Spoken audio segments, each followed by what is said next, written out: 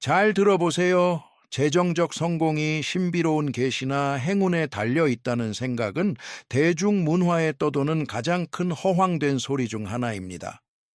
워렌과 저는 버크셔 해서웨이의 최고 자리에 앉아 수십 년 동안 기적을 쫓은 것이 아닙니다.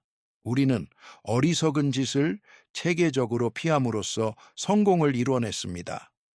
대부분의 사람들은 영화처럼 단 한 번의 황홀한 오후에 자신을 평범함에서 구해줄 것이라고 믿는 대단한 행보에 집착합니다. 그들은 아드레날린이 솟구치고 번쩍이는 화면이 나오고 비밀 계획이 세워진 할리우드식 이야기를 갈망합니다. 자존심에 큰 실망을 안겨드리겠지만 탄탄한 불을 쌓는 것은 고통스러울 정도로 지루한 과정입니다. 마치 거대한 허리케인을 견뎌내는 것과 같은 일이 아니라 제가 흰개미라고 부르는 것들을 관리하는 것과 같습니다. 재정적 재앙은 순식간에 구조물을 무너뜨릴 수 있지만 당신이 한눈 팔고 있는 사이에 미래의 기반을 갉아먹는 것은 바로 그 작고 눈에 보이지 않으며 끊임없이 파괴적인 습관들, 즉 흰개미와 같은 것들입니다. 실패는 거대한 그리스 비극처럼 극적인 사건이 아니라 자본과 명확한 사고 능력을 조금씩 갉아먹는 수천 번의 작은 상처들이 쌓여 만들어내는 결과입니다. 오늘 저는 냉철한 사고 모델의 논리를 이용하여 절대 영도의 잿더미에서 어떻게 제국을 재건할 수 있는지 분석해 보겠습니다.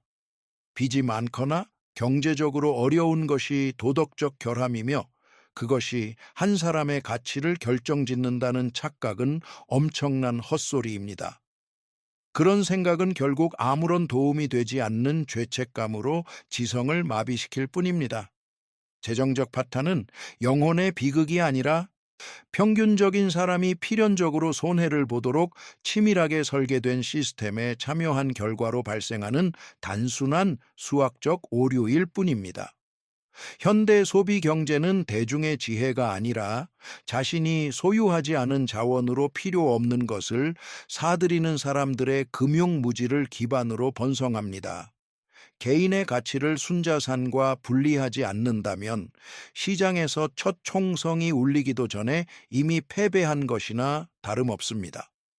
재정 회피는 극심한 빈곤에 허덕이는 사람이 기를 수 있는 가장 치명적인 습관입니다. 사람들은 고지서를 뜯어보지도 않고 버리면서 신의 기적이나 복권 당첨으로 빚 문제가 마법처럼 해결되기를 바라는 안타까운 경향이 있습니다. 하지만 재무제표에는 기적이란 없습니다. 오직 정확한 산수만이 작용할 뿐입니다. 이 지옥에서 벗어나려면 먼저 현재의 상황이 아무리 끔찍하더라도 그 현실을 직시할 용기가 필요합니다. 자리에 앉아 고지서를 하나하나 열어 정확한 빚의 액수를 꼼꼼히 기록하는 것이 바로 제정신을 되찾는 첫걸음입니다. 스스로에게 거짓말을 멈추는 순간 공포는 서서히 사라지기 시작합니다. 제로라는 개념은 절망의 지점이 아니라 엄청난 전략적 승리로 재평가되어야 합니다. 터무니없이 높은 이자율로 5만 달러의 빚에 허덕이는 사람에게 잔액이 0이 된다는 것은 약탈적인 시스템과의 소모전에서 승리한 것을 의미합니다. 0은 복리 이자가 더 이상 그 사람의 미래를 노예로 만들지 않는다는 것을 뜻합니다. 하지만 그 지점에 도달하려면 자존심 세금을 제거하는 응급수술이 필요합니다. 이 세금은 우리가 좋아하지도 않는 사람들에게 존재하지 않는 부를 가진 것처럼 보이게 하기 위해 지불하는 추가 비용입니다. 마이너스 잔액 상황에서 부자로 보이는 사치는 수도승과 같은 절제를 통해 뿌리 뽑아야 할 일종의 치매와 같습니다. 내일부터 생활 방식을 완전히 그리고 냉혹하게 재조정하는 것이 필수적입니다. 불필요한 구독 서비스를 모두 해지하고 외식을 없애고 할부로 구입한 차량은 지위의 상징이 아니라 주인을 벼랑 끝으로 끌어내리는 무거운 짐이라는 사실을 깨달아야 합니다. 시장은 냉정하고 계산적인 기계와 같아서 방심하는 사람들의 충동적인 자제력을 이용해 번성합니다. 이러한 극단적인 지출 삭감을 실행에 옮기면 필연적으로 사회적 저항에 부딪힐 것입니다. 주변 사람들은 당신의 행동을 인색하거나 과하다고 여길 것입니다. 하지만 이러한 시선은 무시하는 것이 중요합니다. 그런 사람들도 다른 사람들처럼 빚에 허덕이고 있을 가능성이 높으며 타인의 절제된 모습이 자신의 의지력과 인격적 결함을 부각시키는 것처럼 느껴져 불편해하는 것일 뿐입니다. 마지막으로 잘못된 선택으로 은행 계좌가 텅 비었을 때 남은 유일한 자본은 시간이라는 사실을 인정해야 합니다. 평범한 직장인들은 소중한 자유 시간을 수동적인 오락에 낭비하며 현실의 고통을 잊기 위해 도파민 분비를 자극하는 데 급급합니다. 이는 휴식이 아니라 의식적이고 고의적인 재정적 자기 파괴 행위입니다. 퇴근 후 잠자리에 들기까지의 4시간은 궁극적인 안전망입니다. 이 시간을 오락거리에 낭비하는 사람은 스스로 가난에서 벗어나지 않기로 선택하는 것과 마찬가지입니다. 마치 포식자처럼 공격적으로 이 시간을 지키고 모든 외부 방해 요소를 차단해야 합니다. 그 고요함이야말로 진정한 경쟁 우위를 창출하는 원동력입니다. 시간은 힘의 씨앗이며 결코 낭비해서는 안 됩니다. 노동시장은 감정이 결여된 여력학적 계산기처럼 작동하며 육체적 노력을 실질적인 가치 단위로 인식하지 못합니다. 최저임금 일자리에서 8시간 동안 땀 흘리는 것이 누군가를 가난에서 벗어나게 해줄 것이라고 믿는 것은 큰 오류입니다. 간단한 산수만으로도 미미한 시간당 임금에 아무리 많은 시간을 곱해도 결국 가난에서 벗어날 수 없다는 것을 알 수 있습니다. 이 시스템은 오로지 개인을 다른 대체 가능한 생물학적 부품으로 얼마나 쉽게 대체할 수 있는지에 따라 임금을 책정합니다. 만약 누군가가 72시간 만에 기술을 습득할 수 있다면 그 사람의 경제적 가치는 정의상 거의 0에 가깝습니다. 이렇게 시간과 부스러기를 맞바꾸는 시스템에서 벗어나려면 인지적 변혁을 거쳐 전문적인 자산이 되어야 합니다. 무력은 소에게나 어울리는 것이고 부를 창출하는 지렛대는 바로 기술적 숙련도의 희소성입니다.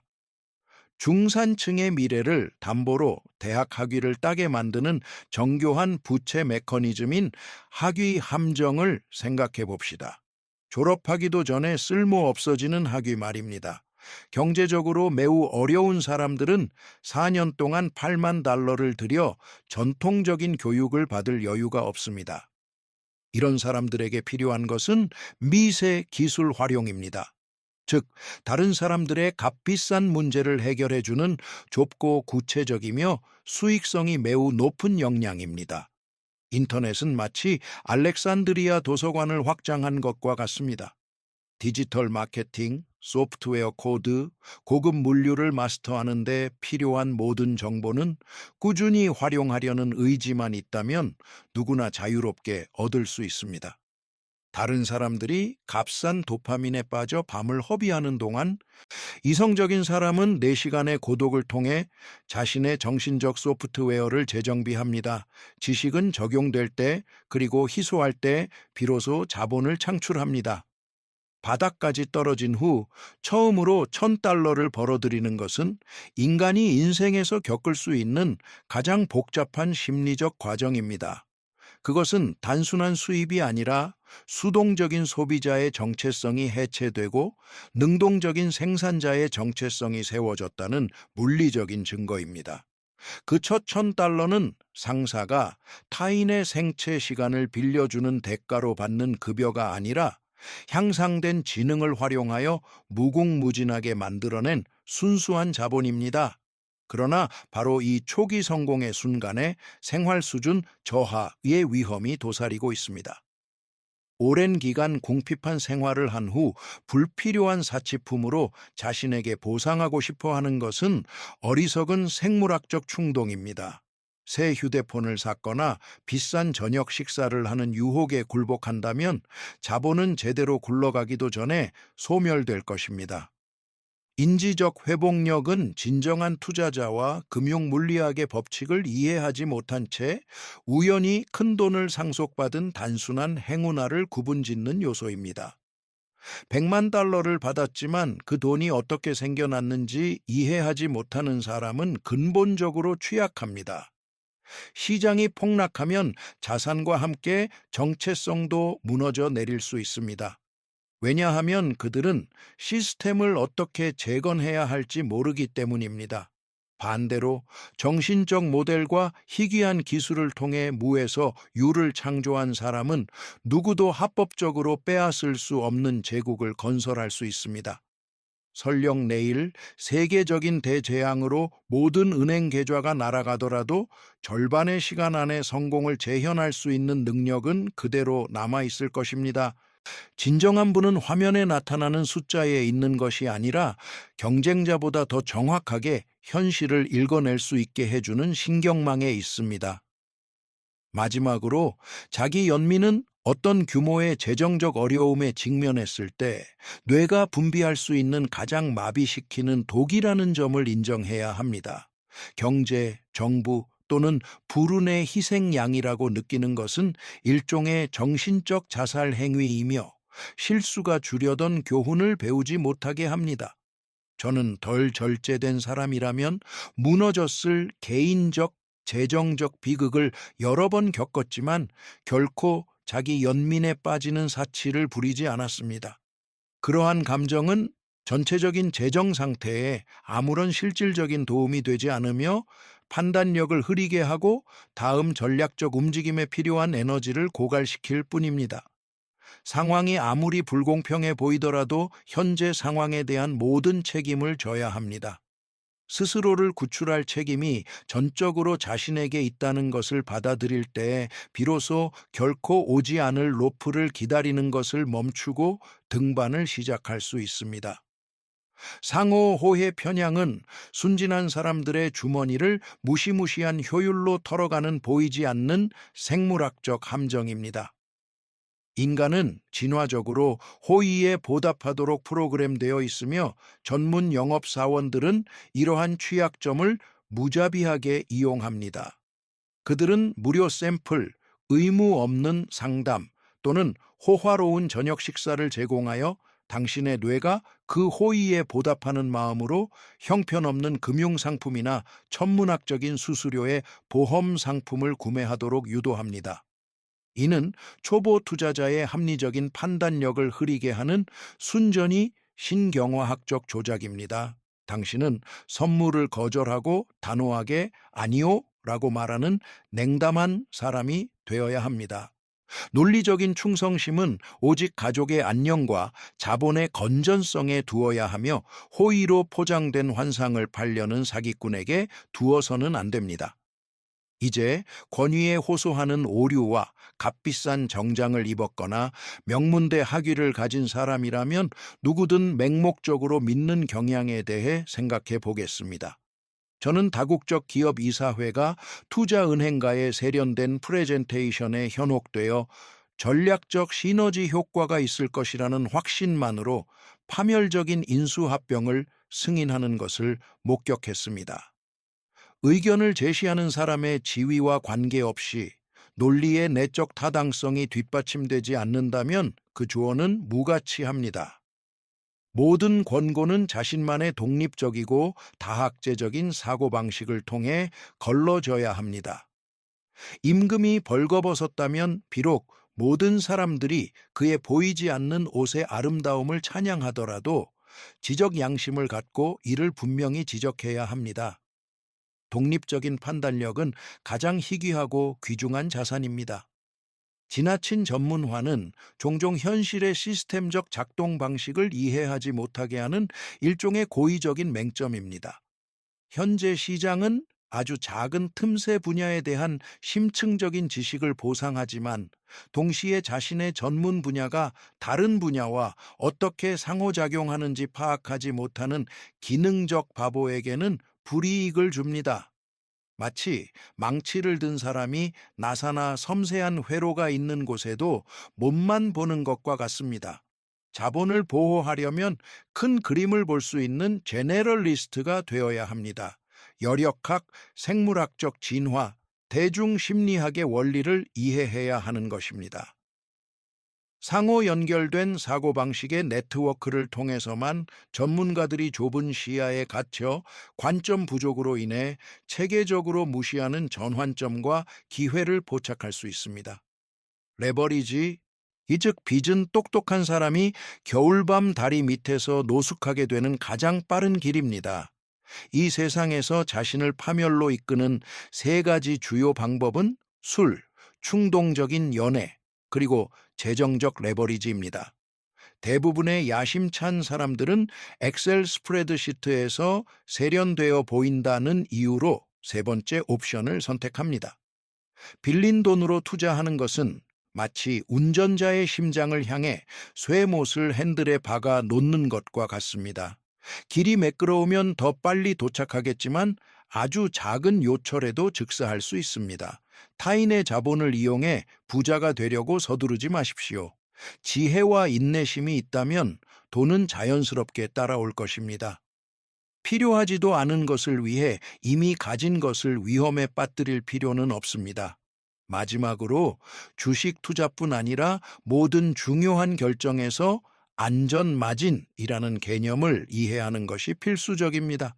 10톤 트럭이 건널 것으로 예상된다고 해서 다리를 정확히 10톤만 견딜 수 있도록 짓는 것이 아닙니다. 예상치 못한 사고에 대비해 30톤까지 견딜 수 있도록 설계하는 것입니다. 그러나 대다수 사람들은 미래가 항상 밝을 것이라는 맹목적인 믿음을 가지고 소득의 한계에 아슬아슬하게 살아갑니다. 이러한 태도는 낙관주의가 아니라 무모한 경솔함이며 경제 위기가 닥치면 필연적으로 비극으로 끝납니다. 개인의 인격과 재정 모두에 안전 마진이 없다면 첫 번째 시스템적 위기에도 무너질 것입니다. 자본 게임에서 진정으로 중요한 목표는 장기적인 생존뿐이며 살아남는 것 자체가 승리입니다. 집단적인 인간의 어리석음을 이해하고 싶다면 신호 이론을 면밀히 살펴보아야 합니다. 우리는 사람들이 필요 없는 물건을 사기 위해, 그것도 전혀 관심 없는 사람들에게 잘 보이려고 없는 돈을 쓰는 사회에 살고 있습니다. 이는 사회적으로 용인되는 광기의 한 형태입니다. 진정한 부는 바로 눈에 보이지 않는 것에 있습니다. 잠자는 동안 조용히 수익을 내는 자산과 스스로 절제하여 포기한 허례허식 말입니다. 당장의 외부적인 인정을 포기함으로써 우리는 훨씬 더 가치 있는 것을 얻게 됩니다. 바로 가장 희소한 자원인 시간에 대한 절대적인 자유와 자율성입니다. 재정적 합리성은 자신의 자아를 잠재우고 복리이자가 세상의 유일한 목소리가 되도록 할 때 비로소 시작됩니다. 세상은 예측 가능하고 일정한 결과로 이어지는 선형적인 기계가 아니라는 것을 깊이 이해해야 합니다. 세상은 예측 불가능하고 혼란스러운 인간 상호작용으로 가득 찬 복잡계입니다. 그렇기 때문에 저는 확실한 결과나 빠른 성공을 보장하는 마법의 공식을 내세우는 사기꾼들을 본능적으로 불신합니다. 복잡한 시스템에서 최우선 순위는 이윤 극대화가 아니라 재난에 대한 회복력입니다. 모든 것이 완벽한 실험실 환경에서만 작동하도록 삶을 최적화한다면 위기라는 냉혹한 현실에 부딪히는 순간 산산조각이 날 것입니다. 저는 오늘 조금 덜 효율적이더라도 내일 훨씬 더 강인해지는 것을 택합니다. 냉혹한 돈의 게임에서 진정으로 중요한 목표는 장기적인 생존뿐입니다. 충분히 오래 살아남는다면 시간이 모든 것을 해결해 줄 것입니다. 원하는 신경계를 부식시키는 독과 같아서 정신적인 명료함을 유지하고 싶다면 반드시 제거해야 합니다. 마치 산성 용액을 마시고 저기 속에서부터 타들어가기를 기다리는 것과 같은 심리적 행위입니다. 원하는 판단력을 흐리게 하여 눈앞에 있는 명백한 기회조차 보지 못하게 만듭니다. 저는 많은 사람들이 과거의 불의, 실제든 상상이든 간에 에 매달려 수십 년을 허비하는 것을 보아왔습니다. 그 에너지를 건전하고 합리적인 미래를 건설하는 데 쏟는 대신 말입니다. 성공적인 투자자이자 제대로 기능하는 인간이 되고 싶다면 빠르게 앞으로 나아가는 법을 배워야 합니다.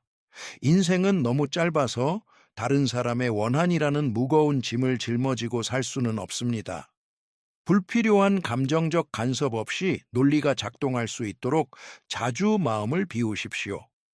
전문화와 박식함이라는 잘못된 이분법 속에서 저는 여러 상호 연결된 분야의 핵심 개념을 통달한 사람에게 항상 더 큰 기대를 겁니다. 현재 시장에서는 특정 분야에 대한 폭넓은 지식이 있으면 높은 연봉을 받을 수 있지만 그 작은 분야가 거대한 세계 속에서 어떤 역할을 하는지 이해하지 못하면 결국 실패할 수밖에 없습니다.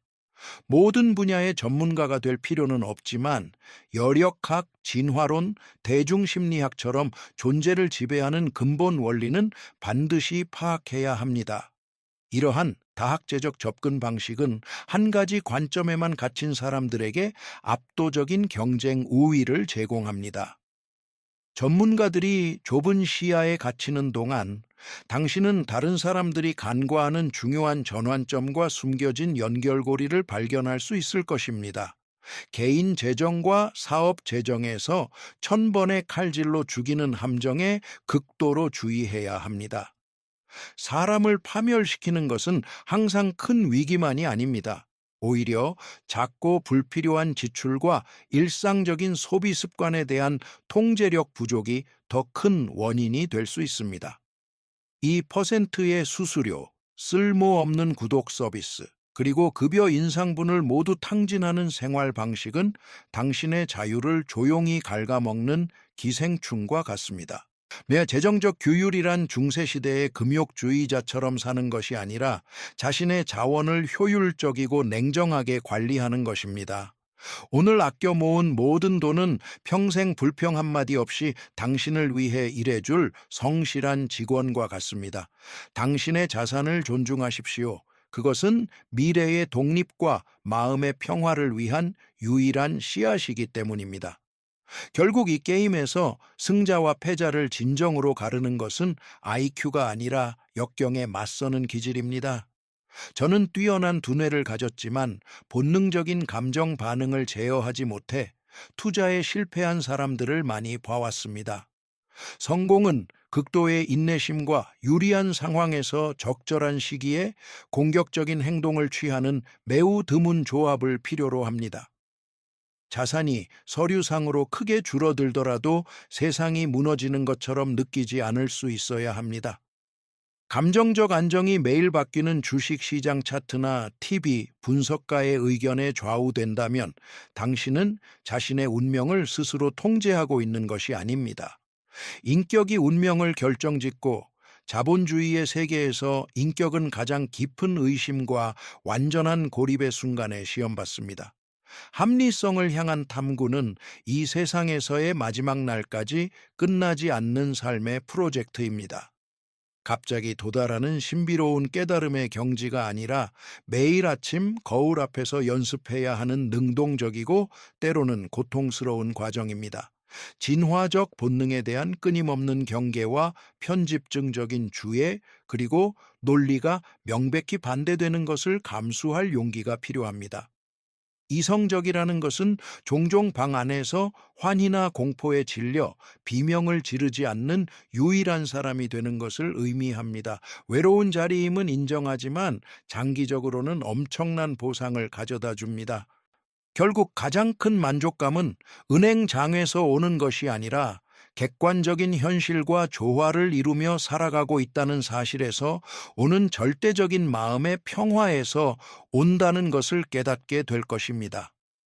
인생을 통해 저는 가장 위대한 진리들이 놀랍도록 단순하다는 것을 배웠습니다. 비록 그것들을 꾸준히 실천하기는 극히 어려울지라도 말입니다. 열심히 일하고 정직하고 버는 것보다 적게 쓰고 어떤 상황에서도 매일 새로운 것을 배우는 것을 멈추지 마십시오. 마치 촌스러운 할아버지의 조언처럼 들릴지 모르지만 이것이 바로 워렌과 제가 우리 제국을 건설한 견고한 토대입니다. 사람들은 단순한 것이 그들의 자존심에 맞지 않고 지루하고 세련되지 않게 느껴지기 때문에 난해한 비밀이나 복잡한 알고리즘을 찾습니다. 그러나 진정한 경쟁 우위는 아주 오랜 기간 동안 기본을 탁월하게 해내는 데 있습니다. 6피트 높이의 허들을 뛰어넘을 필요가 없습니다. 안전하게 넘어갈 수 있는 30cm 높이의 허들을 찾아 그 과정을 무한히 반복하십시오. 당신에게 남은 가장 소중한 자원, 바로 시간에 대해 깊이 생각해 보세요. 일을 해서 돈을 더 벌고 더 많은 자산을 살 수는 있지만 잃어버린 단 1초도 되돌려 줄 수는 없습니다. 그러므로 존경하지 않는 사람들과 시간을 보내거나 지적 성장에 도움이 되지 않는 활동에 인생을 낭비하는 것은 치명적인 실수이자 자기 존중의 결여입니다. 재정적 부는 오직 한 가지 진정하고 정당한 목적을 가지고 있습니다. 바로 당신이 자신의 시간을 완전히 통제할 수 있도록 하는 것입니다. 수백만 달러를 가지고 있으면서도 타인의 기대에 얽매여 살아간다면 당신은 부자가 아니라 더 편안하고 호화로운 감옥에 갇힌 죄수일 뿐입니다. 저는 항상 제 삶의 주인이 되는 것을 목표로 삼아왔고 그것이야말로 제 인생 최고의 투자라고 확신합니다. 마지막으로 여러분이 남길 유산에 대한 생각을 나누겠습니다. 유산은 은행 계좌에 쌓인 돈의 액수로 측정되는 것이 아니라 주변 사람들에게 얼마나 명확한 사고를 심어주었는지로 측정됩니다. 스스로 생각하는 법을 배우고 다른 사람들이 시기심, 원망, 비합리적인 생각의 함정에 빠지지 않도록 도왔다면 이미 충분히 성공적인 삶을 산 것입니다. 미래의 자신에게 훌륭한 선조가 되십시오. 지금의 선택들이 나중에 제 나이와 통찰력을 갖게 되었을 때 자랑스럽게 여길 수 있는 선택이 되도록 하십시오. 인생은 중간고사 결과가 아니라 마지막에 평가되는 인격 시험입니다. 호기심을 잃지 말고 절제력을 유지하며 무엇보다 세상의 소음에 휩쓸려 자신의 이성을 잃지 마십시오.